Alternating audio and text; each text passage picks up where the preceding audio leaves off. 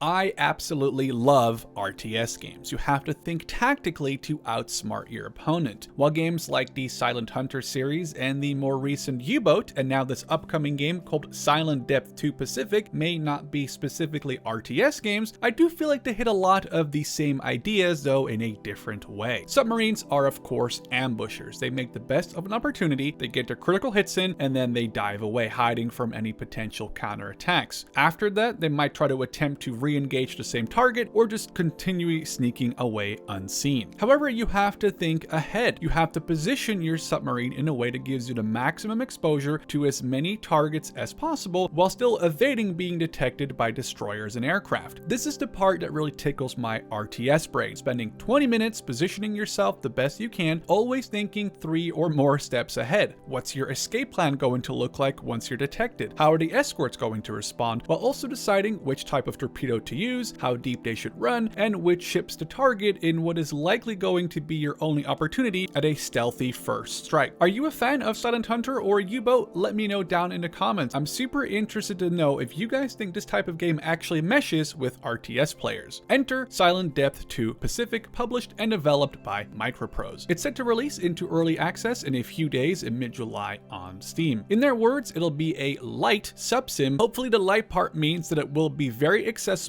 and allow people who just want to watch very big ships explode and go down into the Pacific to be able to play the game, while also hopefully allowing for more experienced submarine sim players to, for example, manually enter information into the TDC or torpedo data computer, to just name one thing. Silent Hunter and UBOAT are actually really good at this, allowing players to set their own really level of realism or difficulty, making these games as easily arcade as World of Warships all the way to a quite hardcore submarine simulation experience and everything in between those two. And for both those games, options are greatly enhanced through very extensive modding. Now, Silent Depth 2 Pacific, as the title implies, will deal with the Pacific theater, putting you in control of a Gato class US Navy submarine during World War II. Now, the Gato class subs were technically in service when the US entered World War II after Pearl Harbor in early December of 1941. However, only a single one was actually in use by the US Navy at the time. The Gato class submarines wouldn't be seen in larger numbers until about a year later, meaning that it's likely the campaign for the game may start around mid to late 1942. The store page says that, quote, the entire Pacific Ocean is your battlefield, end quote. If this is remotely similar to the size of the map in Silent Hunter 4, this would mean it's going to be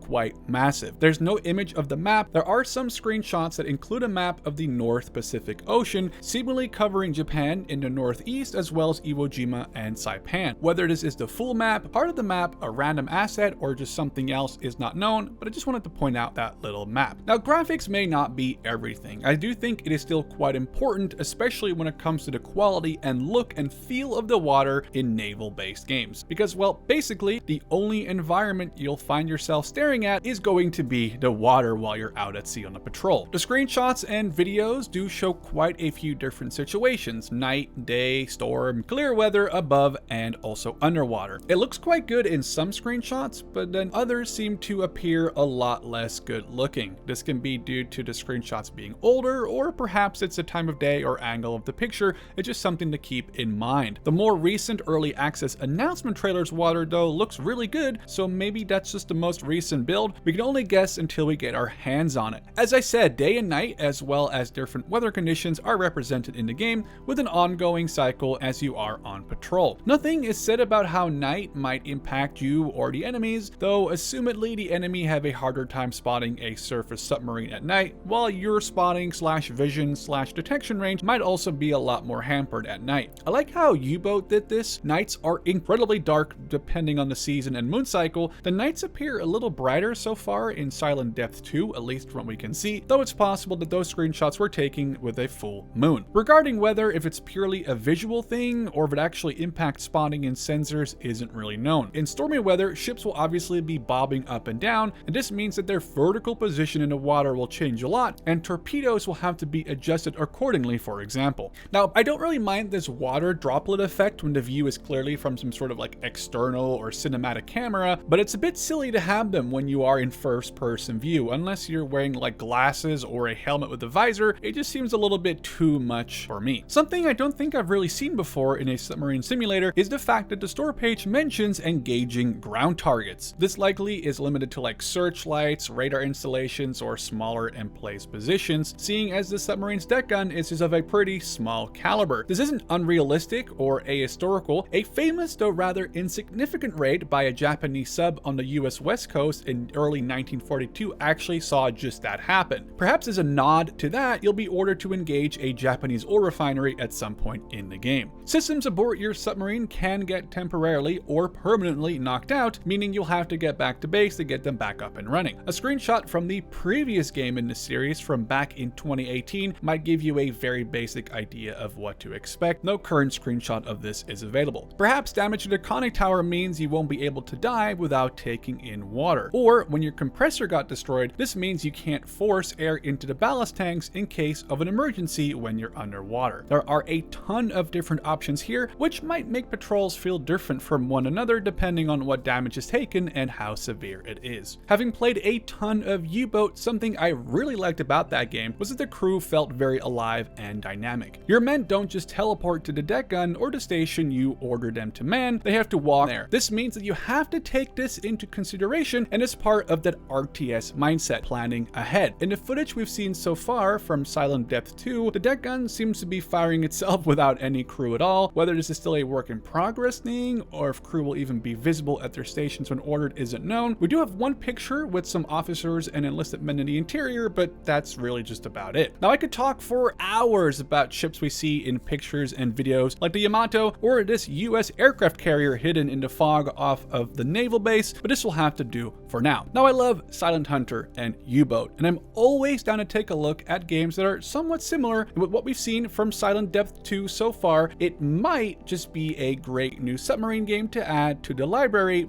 but we'll only know for sure in about a week from now. I hope you enjoyed the video, and I'll catch you in the next one.